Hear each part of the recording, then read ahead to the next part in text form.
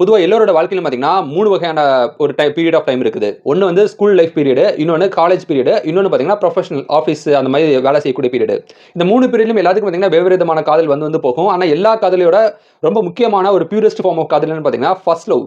First வரக்கூடிய ஒரு love. அந்த பருவம் வந்ததுக்கு அப்புறம் ஃபர்ஸ்ட் வரக்கூடிய ஒரு லவ், ஒரு ஒன் சைட் லவ் பார்த்தீங்கன்னா, ஒரு நல்ல லவ்னு சொல்லலாம். அந்த ஒன் சைட் லவ்வ வச்சு தான் அந்த படம் வந்து எடுத்திருக்காங்க.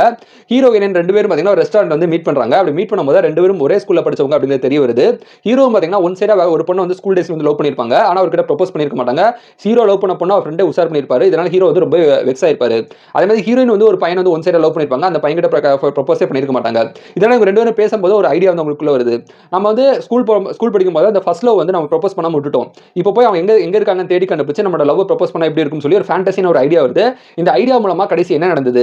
ஹீரோ வந்து ஸ்கூல் டேஸ்ல லவ் பண்ண ஒரு பொண்ணுகிட்ட ப்ரொபோஸ் பண்ணாரா? அதே மாதிரி ஹீரோயினும் வந்து ஸ்கூல் டேஸ்ல லவ் பண்ண அந்த பையன்கிட்ட ப்ரொபோஸ் பண்ணாங்களா? ஃபைனலா ஹீரோ ஹீரோயின் சேர்ந்தாங்களா இல்லையா? அப்படிங்கறத பாத்தீங்கன்னா இந்த படத்தோட கதை.